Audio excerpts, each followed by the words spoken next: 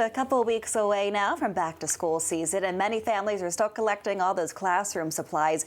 The average family spends more than $800 getting their kids ready for school each and every year. So to help save a buck, Maggie Jandro with Jandro Wealth Management is here to help with some tips. And that sounds like a lot of money. It's a big chunk of the paycheck, but when you factor the backpacks, the clothes, the technology. The electronics are a big one. Absolutely. So how can people save a buck? Sure. So you're going to want to price check, right? And there's great apps that will let you do that. So Buy Savvy is an app that you can scan items in store and it will show you the prices at other retailers. Buy Via does the same thing online.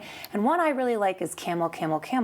It takes your Amazon wish list and then gives you notifications when there's deals or price drops on your favorite Amazon items. I didn't know that. That's a good thing to keep in mind. Another great option coming up, we have sales tax-free week. When is that and what are the options? There's some limitations, right? It has to be under $100? That's right. So it's going to be August 17th to the 23rd here in Connecticut. Other states have different dates as well. So if you're traveling, be sure to check that out.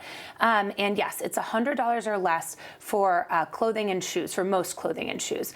But remember, that's after any other discounts are applied. So use those apps, use coupons, and then hopefully you'll get that discount. And it's great for families, of course, but even if you're single and you want to save some money, take advantage of that for sure. Another great tip you mentioned to me, save in bulk, buy in bulk, even if you only have one child, spread the love to the kids in the neighborhood, right? Share. Absolutely. So buying in bulk per item is going to be less expensive than buying smaller quantities. So go to your local Costco or BJ's and combine with other neighborhood friends or family and buy things you know you're going to need more of throughout the year. Pens, pencils, paper, notebooks, hand sanitizer, tissues.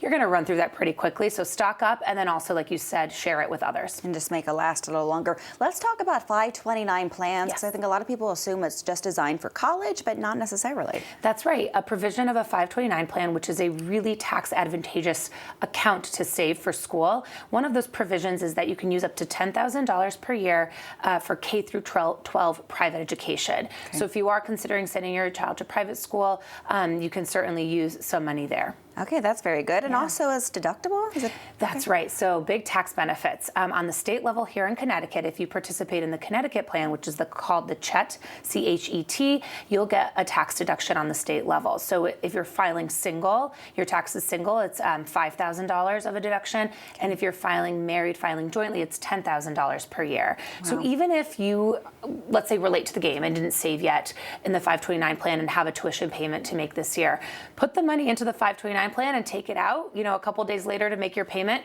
you still get that deduction, which is awesome. That's just a great thing to know. A lot of people, I don't think, know that. So take advantage of all the resources out there. And if you are helping a kid move into college, or my coworker Erica, she has a kid going to college, how can you tap into those funds and make them last longer when it comes to the dorms and getting everything ready? Yeah, so the good news is it's not just tuition.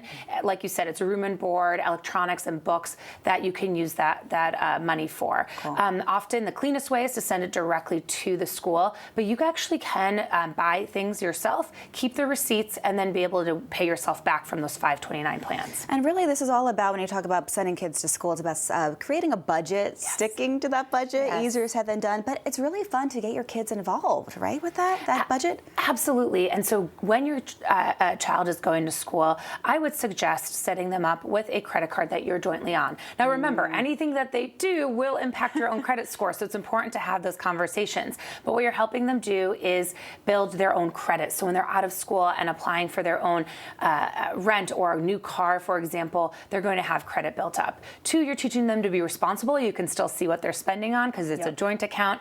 And 3, if you're paying that credit card off every month, interest won't accrue. So there's really great options there. And then lastly, they could get some points and maybe pay for their spring break trip using their credit card points. Okay, they don't have to rely on mom and dad for that. Right. It is a great lesson to learn early on, and they can also build their credit. And then they're ready to buy whatever they want when they're out of age. Exactly. Good stuff. Maggie, thank you so much for coming on this morning. Really helpful tips, and we hope it helps all of you get ready for back to school season. Can't believe summer's almost over. Ready to go. I know, and good luck to all those parents out there.